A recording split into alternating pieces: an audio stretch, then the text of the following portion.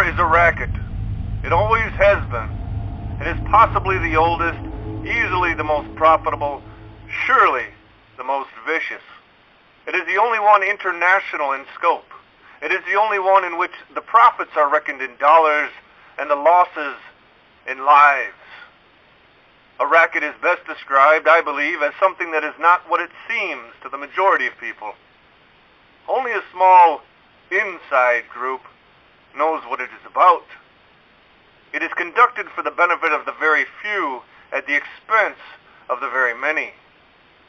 Out of war, a few people make huge fortunes. For a great many years as a soldier, I had a suspicion that war was a racket. Not until I retired to civil life did I fully realize it.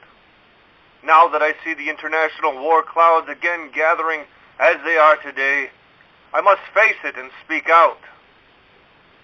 I helped make Mexico and especially Tampico safe for the American oil interests in 1914. I helped make Haiti and Cuba a decent place for the National Citibank boys to collect revenues in.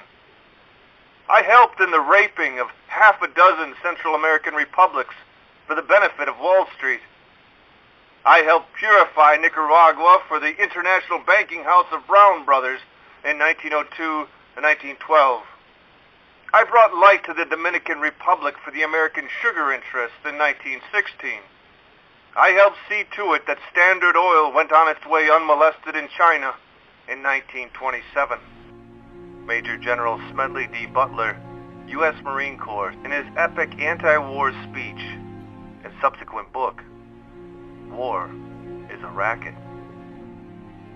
Ladies and gentlemen, the President of the United States. Good evening, my fellow Americans.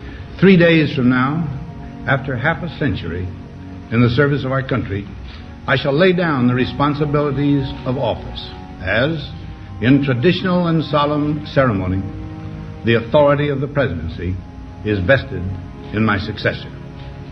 This evening I come to you with a message of leave-taking and farewell, and to share a few final thoughts with you, my countrymen.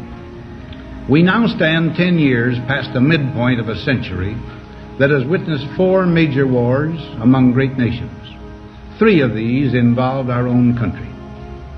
Despite these holocausts, America is today the strongest, the most influential, and most productive nation in the world. Understandably proud of this preeminence, we yet realize that America's leadership and prestige depend not merely upon our unmatched material progress, riches, and military strength, but on how we use our power in the interest of world peace and human betterment. Throughout America's adventure in free government, our basic purposes have been to keep the peace, to foster progress in human achievement, and to enhance liberty, dignity, and integrity among peoples and among nations. To strive for less would be unworthy of a free and religious people. Any failure traceable to arrogance or our lack of comprehension or readiness to sacrifice would inflict upon us grievous hurt, both at home and abroad. A vital element in keeping the peace is our military establishment. Our arms must be mighty, ready for instant action, so that no potential aggressor may be tempted to risk his own destruction. Our military organization today bears little relation to that known of any of my predecessors in peacetime, or indeed by the fighting men of World War II or Korea. Until the latest of our world conflicts, the United States had no armaments industry. American makers of plowshares could, with time and as required, make swords as well. But we can no longer risk emergency improvisation of national defense.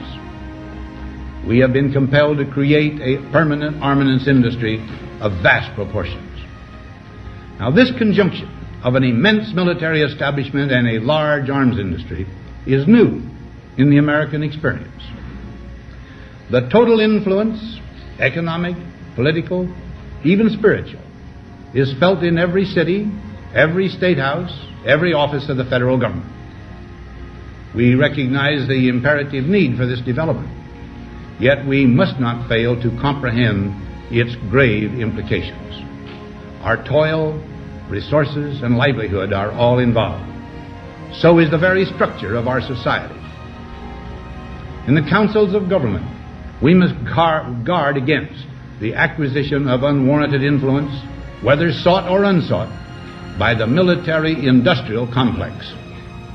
The potential for the disastrous rise of misplaced power exists and will persist. We must never let the weight of this combination endanger our liberties or democratic processes. We should take nothing for granted. Only an alert and knowledgeable citizenry can compel the proper meshing of the huge industrial and military machinery of defense with our peaceful methods and goals, so that security and liberty may prosper together. My point is that I think I have had at least 3 representatives tonight of the Western point of view, Daryl Kimball, Sergey, Professor Beckley, all telling me that the questions I'm raising are unimportant. But from our perspective and the world's perspective, they are very important. And my question is very simple. Let's not complicate it. If you are saying we are, and you said, I didn't say it, Sir, Professor 𝙍𝙠𝙚, you said it. You said, listen, Ukraine can forget dreaming about being a member of NATO. If I were to slightly exaggerate what you said, in our wildest dreams, the people of Ukraine must stop thinking about becoming a member of NATO. We are never going to let you into NATO. Then why don't you say it? Why hold out this threat? Say it. Let NATO say it. End the war. I'm telling you, NATO says it tomorrow. NATO says this tomorrow morning. NATO says the reality tomorrow. NATO says it officially to the people of Ukraine and the world, and to Putin, and to India, and to China, and to every part of the world. That look here, let's not play pretend. We're never going to let the Ukrainians into NATO. Forget it. I can tell you within 1 hour the war is over. But you won't say it. You want to drag the war. Why? Because Wall Street is looking very chirpy. Because you're 6,000 miles away and you think the fallout is not going to hit you. Because your defense companies are very, very happy. Very, very happy. Their stocks are going up. They're making billions. War is good business. Raytheon CEO Craig Hayes has been gleefully saying, we're very happy because this is great opportunity for international sales. And if I say these things, I'll be told this is irrelevant. Please think about the suffering of the Ukrainian people. I think about the suffering of the Ukrainian people. I don't think the Americans think enough about the suffering of the Ukrainian people truly.